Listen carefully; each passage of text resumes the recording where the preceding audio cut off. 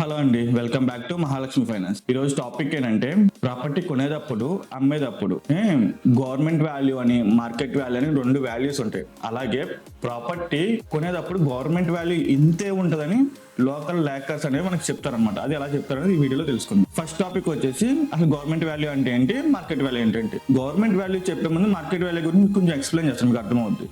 ఓకేనా?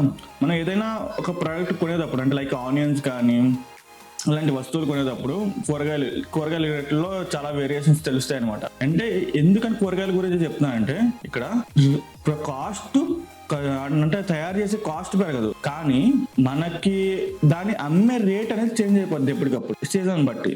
Like onions తీసుకున్నాం, onions ఎండాకాలంలో చూసుకుంటే 16 to 20 రూపీస్ ఉంటాయి.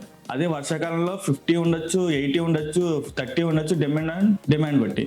అదే శీతాకాలంలో తీసుకుంటే మనకి 20 నుంచి 25 రూపీస్ మధ్యలో ఉంటాయి. ఎందుకంటే దీని వెనకాల ఎప్పుడు కూడా తయారు చేసే కాస్ట్ పెరగదు, ఓన్లీ డిమాండ్ బట్టి అమ్మే రేటు మారిపోద్ది అనమాట. ఎందుకంటే ఎండాకాలంలో చూసుకుంటే ప్రొడక్టివిటీ ఎక్కువ, అంటే కావాల్సిన దానికంటే ఎక్కువ ఆనియన్స్ ఉంటాయి అనమాట. కానీ వర్షాకాలంలో చూసుకుంటే వాన వల్ల పంట చెడిపోయి తక్కువ ఆనియన్స్ ఉంటాయి. ఎందుకంటే ఆనియన్స్ జనరల్ గా 1 month నుంచి 1.5 months మాక్సిమం 2 months లో రెడీ అయిపోతాయి.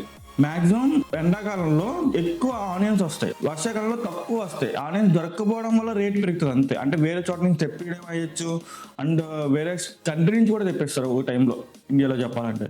సో దీనివల్ల రేట్ అనేది చేంజ్ అవుద్ది. అలాగే మార్కెట్ వాల్యూ కూడా డిసైడ్ అవుద్ది. అంటే ఆ ఏరియాలో ఉండే బిజీ బట్టి, అంటే ప్రాపర్టీ మనం కొనే ఏరియాలో బిజీ అండ్ యూటిలిటీస్ అవన్నీ ఉంటాయి కదా, దీనివల్ల ఏంటంటే మార్కెట్ వాల్యూ అనేది ఉంటుంది.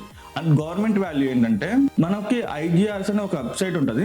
సో ఈ వెబ్సైట్ లో గవర్నమెంట్ వాల్యూని డిసైడ్ చేస్తారు. అంటే ఆ ఏరియాలో ఉండే ఆ ఏరియాలో ఉండే ఇంపార్టెన్స్ బట్టి గవర్నమెంట్ వాల్యూ అనేది డిసైడ్ అవుతుంది.